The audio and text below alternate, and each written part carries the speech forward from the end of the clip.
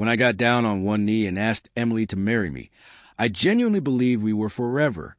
For years together had molded us through thick and thin, and no matter what came our way, I had always stood by her. She was magnetic, charming, driven, able to command a room with nothing more than a smile. Sure, like any couple, we argued now and then, but I thought that was just a natural rhythm of love. I never saw it coming. Not the betrayal, not the icy words, and certainly not the brutal lesson she was about to learn. A few months after we got engaged, something in her began to shift. She started pulling away, slowly at first, then all at once. She blamed the distance on stress from work, the pressure of wedding planning, and everything else she could toss in the air like dust. I did my best to be patient, supportive. I even offered to postpone the wedding if it would give her space to breathe, to reset. She brushed it off, said I was being dramatic, that I was imagining things. But deep down I knew something wasn't right. Her late-night texts, her sudden protectiveness over her phone, the way she lingered at work longer and longer, it all began forming a picture I didn't want to see. Then one evening, I came home earlier than usual, hands full with her favorite takeout. Just wanted to surprise her. But the surprise was mine. She was sprawled across the couch, and she wasn't alone. The guy beside her was shirtless, casually comfortable like he belonged. Emily didn't look startled. She didn't jump up or try to explain. She just looked mildly annoyed, like I had interrupted a show she was watching. I stood frozen in the doorway, the food cooling in my hands, my chest hollowing out with every second. I couldn't speak. I turned around and left without saying a single word. I drove for hours that night, aimlessly circling the city, my heart fractured beyond recognition. My mind caught in a storm I couldn't quiet. The woman I had envisioned spending my life with hadn't even flinched when I caught her, not even a blink of guilt. The next day I expected, maybe foolishly, some sort of apology. But what I got instead was justification. Cold, clipped words that gutted me. She said things hadn't been working for a while, that I was too predictable, that I lacked ambition. And then she delivered the dagger with a smirk. Let's be real. You're lucky to have me. You won't do better. That line looped through my head for weeks, like a sick mantra I couldn't escape. I packed up my things and left that weekend. No drawn-out goodbye, no final words, just silence. I blocked her number and went completely no contact. I spent the next few months piecing myself back together, one broken shard at a time. Therapy helped.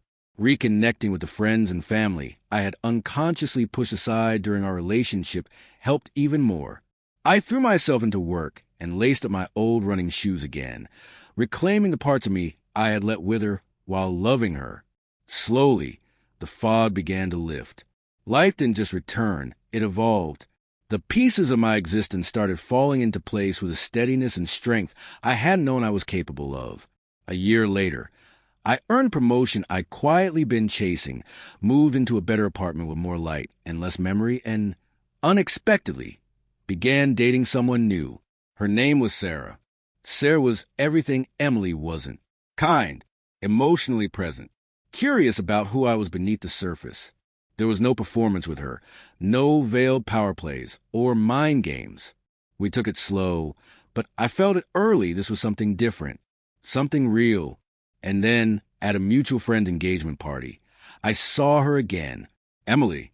She hadn't expected me to show up, let alone looking more polished, more sure of myself, with Sarah's hand nestled in mine. Her eyes widened for the briefest moment before she masked it with a practiced smile. She tried to seem unaffected, but I saw the flicker, the recognition, the regret. We exchanged polite hellos. I introduced Sarah.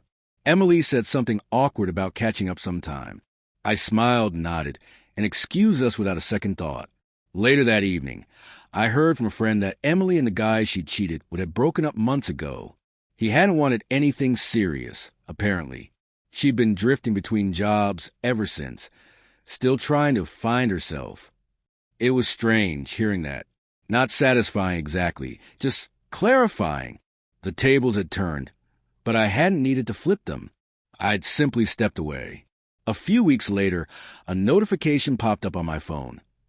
Emily had messaged me on Instagram. Just a casual, "Hope you're doing well." I left it unopened. Then another message came. "I was wrong about you." That one I read, then left unread. No anger, no satisfaction. Just a quiet, complete kind of closure. Sarah eventually became more than a bright new chapter. She became the story I didn't know I was worthy of. We supported each other's dreams. We made time for one another. We talked, really talked. Being with her illuminated how much I had settled before, how small I had allowed myself to become. I didn't need revenge to feel whole again. I just needed time, growth, and someone who truly saw me. For a long time, Emily's words haunted me. "You'll never do better." But standing there a year later, hand in hand with Sarah, smiling with a heart that wasn't pretending, I realized something I already had.